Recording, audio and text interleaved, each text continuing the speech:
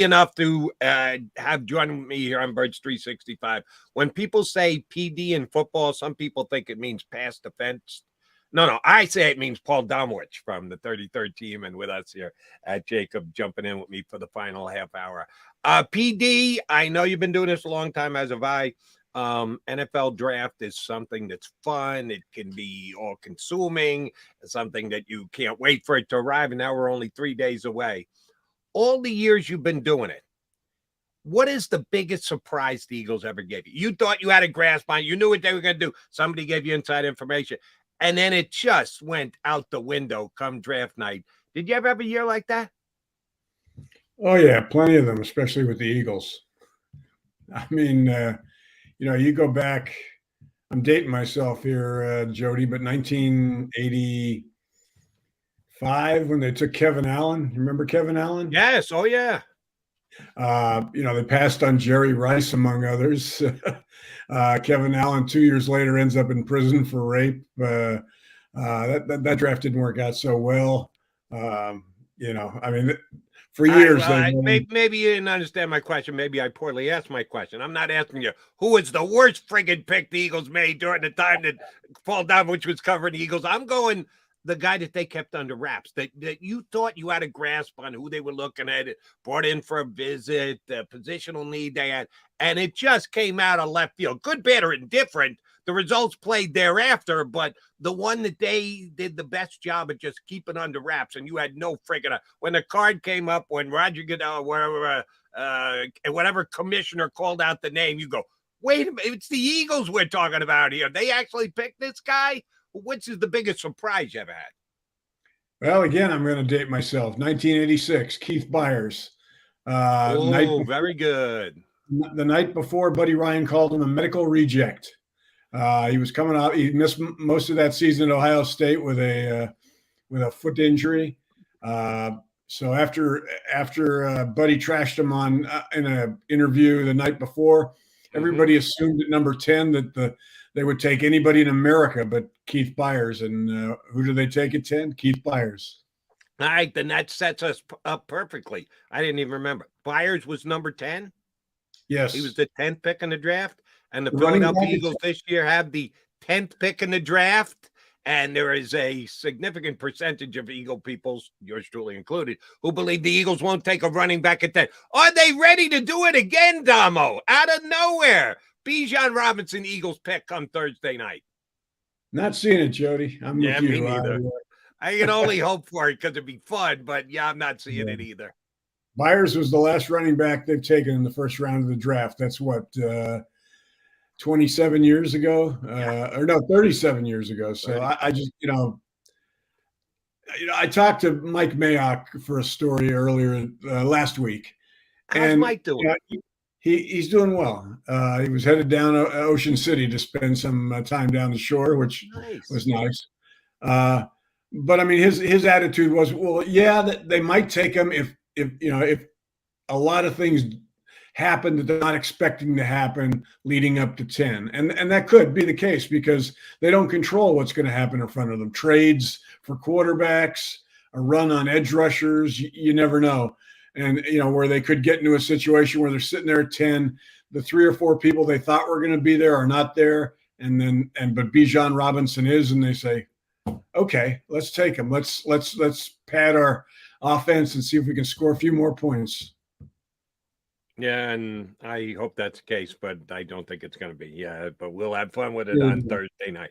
All right, Damo, again, you've been covering the Eagles and covering the draft for many years, and you know how the NFL looked at, handled, administered the Wonderlic test. And the Wonderlic test has become passé and is no longer considered.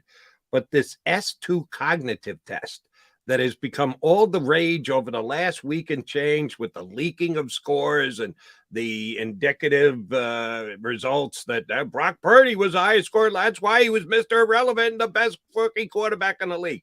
I think they've leaked specific information to make themselves look good that, you can't even think about taking a quarterback unless you've crunched the numbers of the S2 cognitive test. What do you make of this?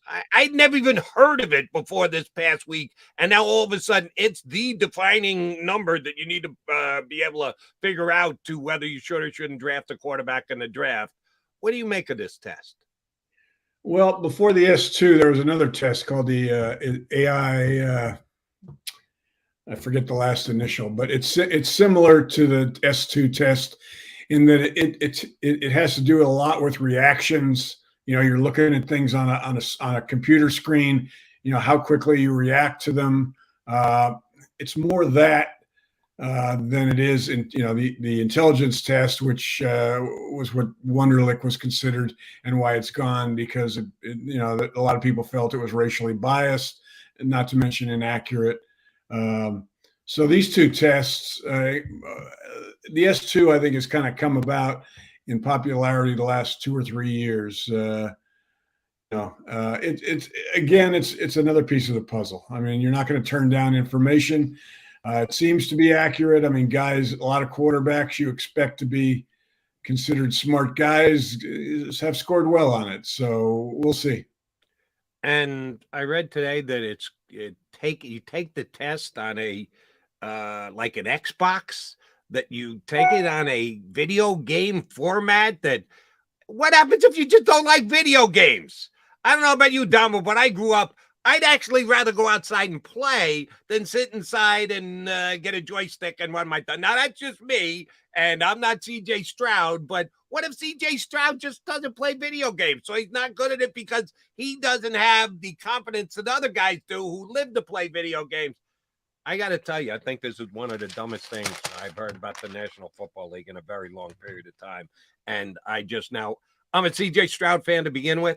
I will now be rooting for him X-fold, how many times over, just to show that this is the dumbest thing that the NFL has done in a long time. As far as you know, Eagles put a lot of stock in this. They have about 13 clients in the league. I don't know if the Eagles are one of them or not. Okay. All right. Yeah. I mean, like I said, it's just like the combine, just like everything else. I mean, nobody puts, nobody's making a decision solely on a S2 score. It's just another piece of the puzzle that the teams feel helps them a little bit kind of look at the big picture. I need your take on this because we've been kicking around for the better part of 2 weeks. Peter King came out with his mock yesterday, and the Eagles taking Nolan Smith at number 10. I have an opinion about Nolan Smith for the Philadelphia Eagles. Not as an overall football player. I think he's a top 10 talent. But with the Eagles, if you got Hassan Reddick on one side, Nolan Smith on the other, two NASCAR package guys, are you of a belief that there's a redundancy in their skill sets and that's not good? Or are you of the belief that, Jody, the only thing better than an unbelievable speed pass rusher is two unbelievable speed pass rushers? Is Nolan Smith a fit for the Eagles at number 10? Yeah, I mean, I think he's a guy. I mean, I wouldn't have a problem with them taking him at 10. I don't think you can have too many speed rushers. My sense is, and I'm just going on my own gut because, Howie Roseman doesn't call me every night to tell me what he's thinking. But I think Lucas Van Ness, the kid from Iowa who's bigger, about 275 pounds, can play outside, can play inside, which is kind of what they need. Milton Williams has been okay in that role as a guy that can slide in and out. But Lucas Van Ness is a step above Milton Williams, and with losing Hargrave, it kind of addresses needs on both inside and outside. So I would put him ahead of Nolan Smith, but I think one of those two guys is a very good possibility at 10. Paul Domowitch here with us on Birds 365. All right, we have not had you on since the Jalen Hurts contract came down and got agreed to, right, Domo? Yeah. We kicked around the timing of it and how it came down and the handle it. And is it a player-friendly contract or a team-friendly contract? All you have to know is it's a good contract, and if they can't get it redone 3 years in, it's going to become an ugly contract. But right now, it's a great Eagles contract. Do they make moves around it? This upcoming draft, free agency next year, stragglers that come in and or get released, like last year with Bradbury. Is the Eagles' overall talent evaluation and roster construction, how affected is it by the contract they just gave Jalen Hurts? I don't think there's any immediate repercussions, Jody. As you mentioned about his cap number, it's not going to be, it's not jumping much this year. Probably not going to jump much next year. Not until 2025. And that's largely because he agreed to a 5-year contract. You could say that, the Eagles won this, and they did from that standpoint, but he helped. He wants a team around him that can win. So, he's averaging $51 million a year. I'm guessing, he said, I'm fine with that. Now let's see about making sure that I have players that I can win with. And, this is going to gives them a little bit flexibility over the next 2 years to do some things that, ordinarily, by the time this cap gets, obscene, which is, when it goes up to like 70 million in 2026, the cap will have gone up about $100 million, and they'll be able to restructure his deal and spread that money out into the future. So, they're looking at a situation now, Jody, next year. What are they? Right now, they've got 5 picks in the first 3 rounds. Probably will get at least 2, maybe 3 more comp picks in the first 3 rounds. That brings it up to about 8.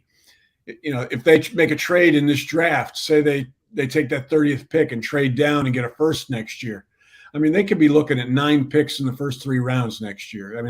That's not out of the realm of possibility, and that sets them up going forward with Jalen, because that's cheap labor. Those are rookie contracts.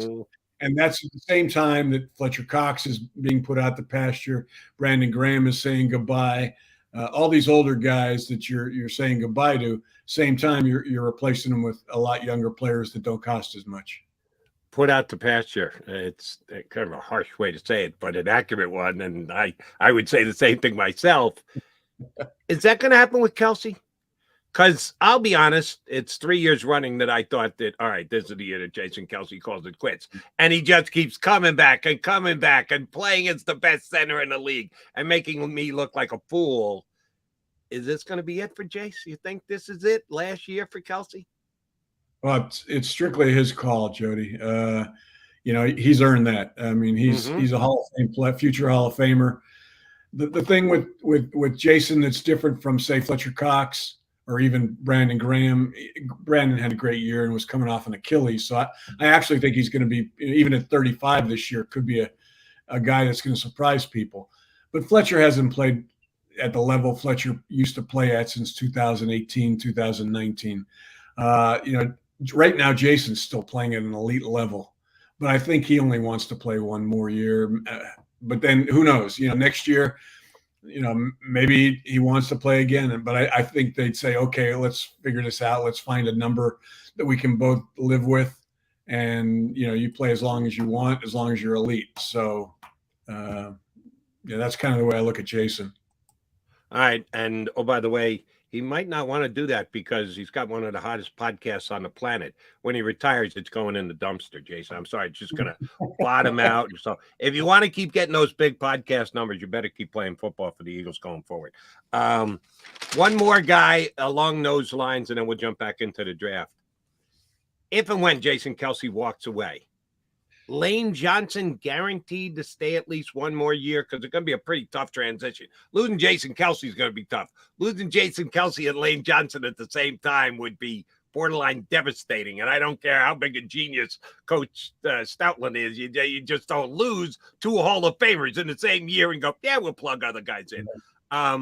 Is Lane's decision as to how long he's going to play affected by Kelce's?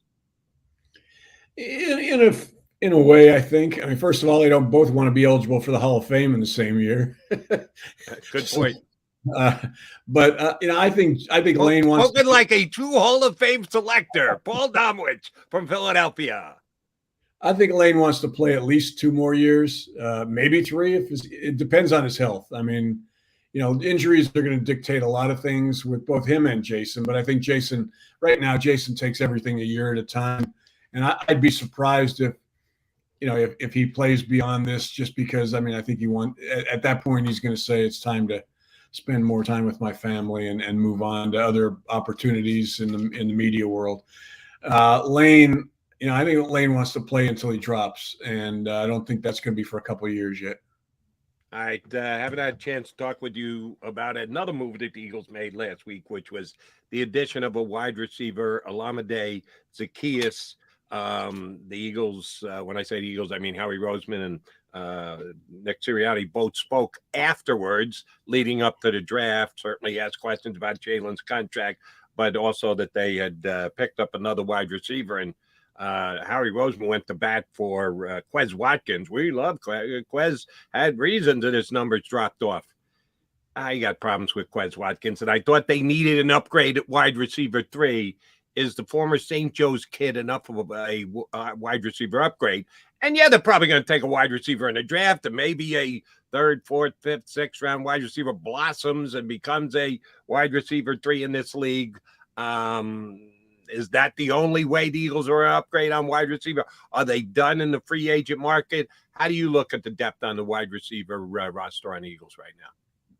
I still think they could use a slot guy. I mean, they let Zach Pascal left. But, Quez Watkins disappeared last year quite a bit.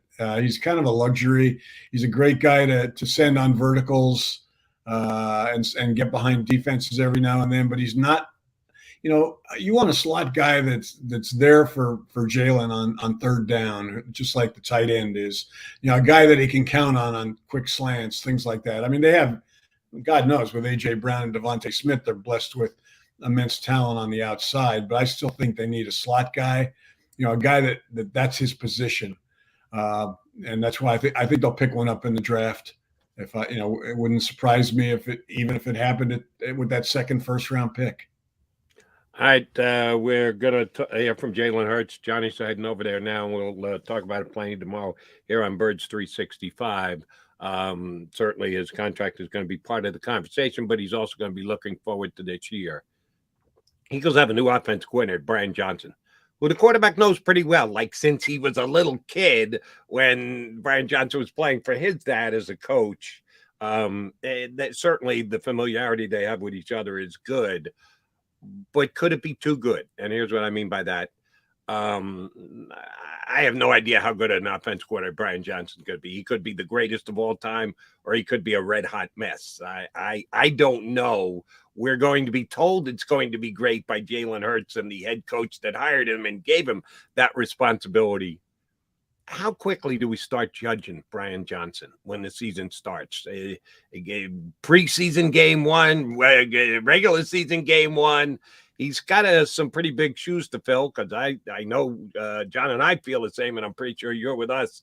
Shane Steichen did a damn good job calling plays for this team the last year and a half after he took over those responsibilities from Nick Sirianni. How much pressure is on Brian Johnson going into this year as the OC? Well, I mean, sure, there's pressure. I mean, he's getting a promotion. He's running one of the best offenses in the league. But you know what? Don't underestimate what Brian Johnson meant to this offense last year. I mean, Jalen Hurts didn't just – I mean, we credit Jalen Hurts immensely for the development he's made. But a lot of that is because of, with help from Brian. I liked his hire when they brought him in as the QB coach. I mean, he was a guy, he was one of the hot names in college football at the time. He was a quarterbacks coach at Mississippi State and helped develop Dak Prescott. He went to Florida and was the offensive coordinator there and did a good job.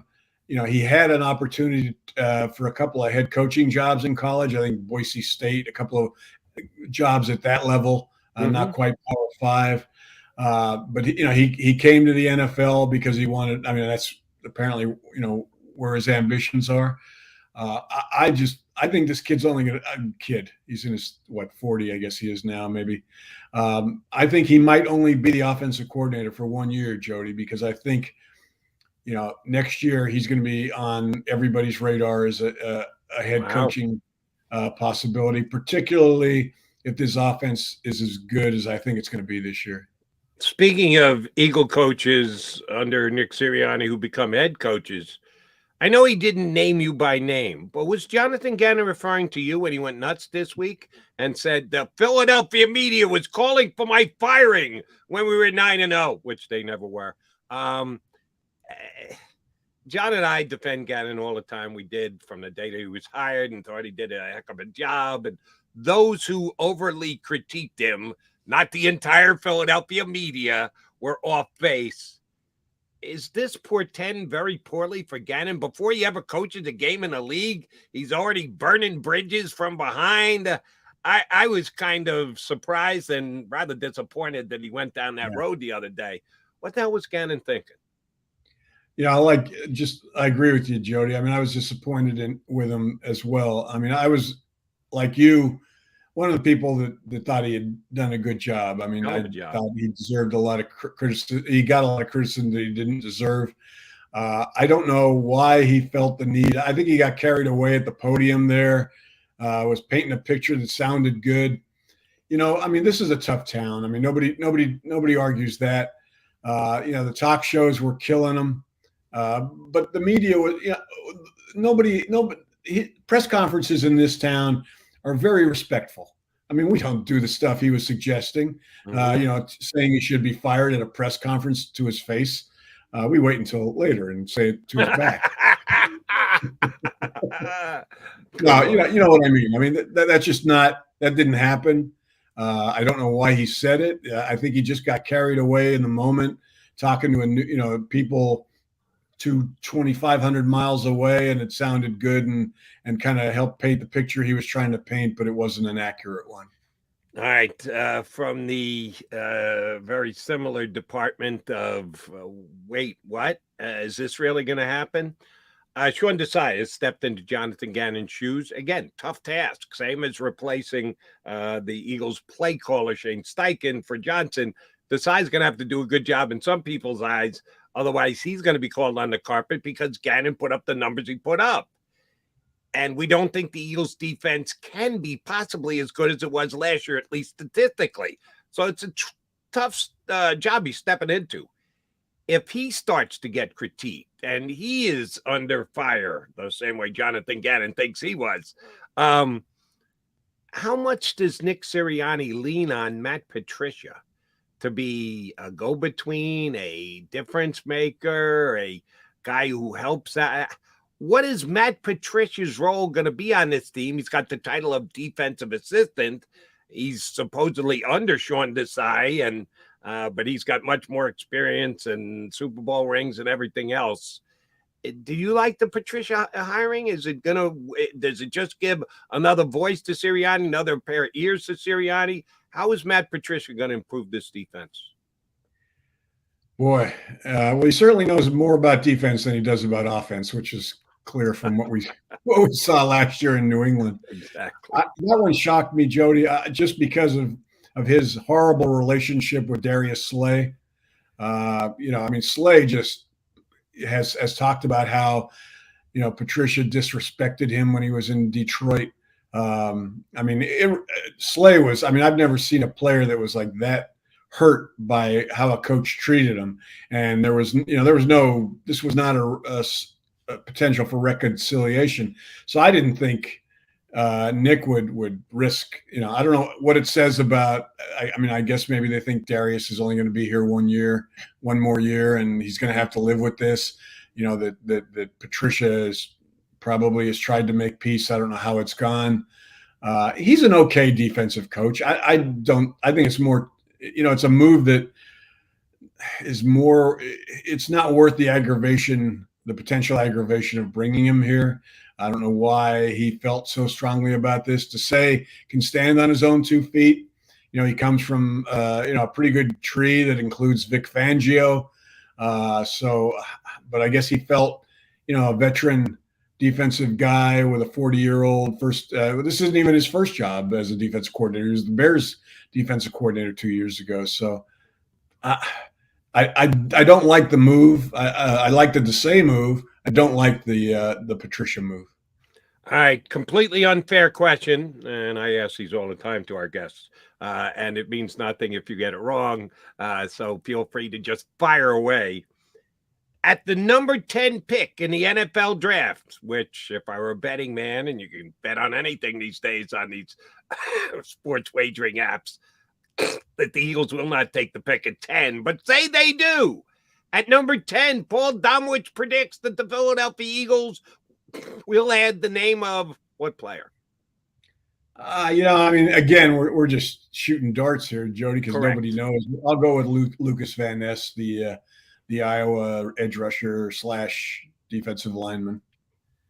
That's not a bad name to take. Some people have him fallen down a little bit, but I think the Eagles like the player. John has said that he thinks the Eagles like the player, so I think that's a pretty good choice.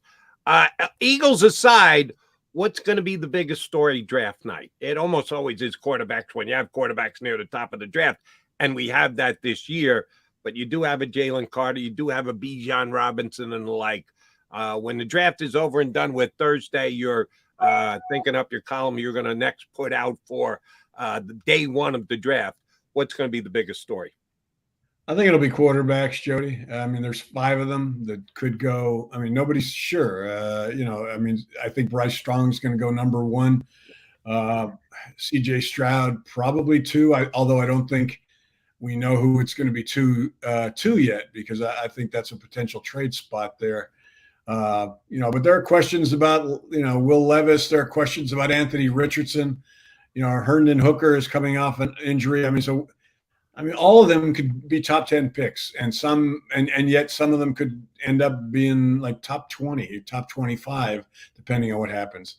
I think Jalen Carter will end up going in the top 6. I don't think he gets past Seattle or Detroit, despite, the character questions. And Bijan, I mean, that's a good one. I mean, he's obviously going in the first round, but I think he could linger into the 20s just because he's a running back. No matter how good, we may feel he is, he's still a running back, and, we're seeing what's happened to that position. All right. And personal preference, which do you watch more of? NFL Network, ESPN, the ABC, get into the personality of the players, family broadcast. Which one? I'm sure you're like me, jump around, get a bunch of different perspectives, but which one do you watch most on draft night? These days, mostly ESPN, their main broadcast. Used to watch NFL Network when Mayock was working for him. You're a Mayock guy. Same here. I liked Mayock. Without Mayock, the NFL broadcast is just not as good as it used to be. Yeah, exactly. So mostly ESPN, Jody. Yeah, and I'm a loyal ESPN. I went from Berman to Trey Wingo, so I've been an ESPN guy forever. So yeah, you and I will be watching the same. I will be thankful for you joining us here today. We're going to get you back up in a couple of weeks. Appreciate you jumping in today, Damo. Enjoy draft week. Thanks, Jody. Take care. My pleasure. Paul Domowitch writes for us here at JAKIB, also does work for the 33rd Team. Check out the 33rdteam.com for Damo's latest stuff, and he's got some stuff still up on our website, jakibmedia.com. All right, Jody Mack coming back. You're just streaming in. What? You weren't here earlier? What are you doing jumping in at the end of the show? You like hearing me say we got to put a bow on the show? We will, since I don't have Johnny Mack. Jody Mack got to do it for you next here on Birds 365.